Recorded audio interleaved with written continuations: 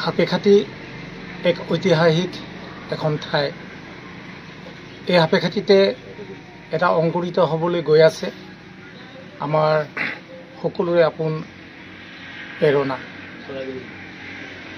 আৰু এই প্ৰেৰণাই সাপেখাতিবাসীক আনি দিব এক সাহস, এক মৈত্ৰী, আৰু এইখিনিকে আমি আগত ৰাখি পেলাই এইসকল ব্যক্তিক লগত লৈ আমি ভৱিষ্যতৰ দিনত যাতে আমাৰ কলা সংস্কৃতিৰ ক্ষেত্ৰত এক বিশেষ অগ্ৰগতি লৈ পেলাই আগবাঢ়ি যাব পাৰোঁ। আৰু এই যিটো আমি অনুষ্ঠান আজি আয়োজন কৰিছোঁ, সেই কথাটো নিশ্চয় আপোনালোকক জনাবৰ বাবে আমি আজি ইয়াতে আপোনালোকৰ আগত ক'ব বিচাৰিছোঁ আপোনালোকৰ চেনেলৰ জৰিয়তে। প্ৰেৰণা হৈছে নতুনকৈ অংকুৰিত এটা অনুষ্ঠান, যি অনুষ্ঠানৰ আশা আছে, যি অনুষ্ঠানৰ ভৱিষ্যতক লৈ পেলাই কল্পনা কৰা হৈছে। সাহিত্য সংস্কৃতিক যাতে আমি অধিক অগ্ৰগতি দিব পাৰোঁ।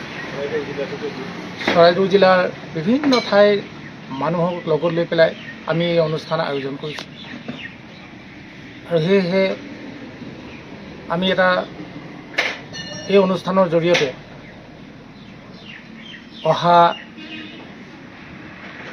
14 আৰু 15 তাৰিখত মানে ডিচেম্বৰ এটা অনুষ্ঠান আয়োজন কৰিবলৈ লৈছোঁ, যে আমি সকলোৱে আবাল বৃদ্ধ বনিতাই একেলগতে বহি যাতে আমি এটি সাংস্কৃতিক অনুষ্ঠান আমি অনুষ্ঠিত কৰিব পাৰোঁ। তাৰ কাৰণে আমি এটা চেষ্টা চলাইছোঁ। প্ৰথম নিশা হ'ব আমি এটি সাংস্কৃতিক অনুষ্ঠান গীতে মাতে আমি সেই গধূলিটি পাৰ কৰাম। তাৰ পাছ নিশাই হ'ব, ক্ষমা কৰিব, ৰাতিপুৱা 10 বজাৰ পৰা আমি আৰম্ভ কৰিম যে অসম ভিত্তিক সৃষ্টিশীল নৃত্যৰ এটা প্ৰতিযোগিতা আমি আয়োজন কৰিছোঁ। এই প্ৰতিযোগিতাই আমাৰ সমগ্ৰ যিসকল শিল্পী আছে, এই শিল্পীসকলক যাতে অনুপ্ৰেৰণা যোগায়, তাৰ কাৰণে আমি অহৰহ চেষ্টা চলাম। আমি ইয়াত সাপেখাতিত নতুনকৈ আমি জন্ম দিয়া প্ৰেৰণা অনুষ্ঠানটোৰ জৰিয়তে আমাৰ দুটাই লক্ষ্য। এটা হ'ল আমাৰ চুকে কোণে বা সদৌ অসম ভিত্তিত প্ৰতিভা সন্ধান আৰু সামাজিক উত্তৰণ। এই লক্ষ্য আগত ৰাখি আমি আৰম্ভণি হিচাপে আমি দুটা সন্ধিয়াৰ আয়োজন কৰিছোঁ।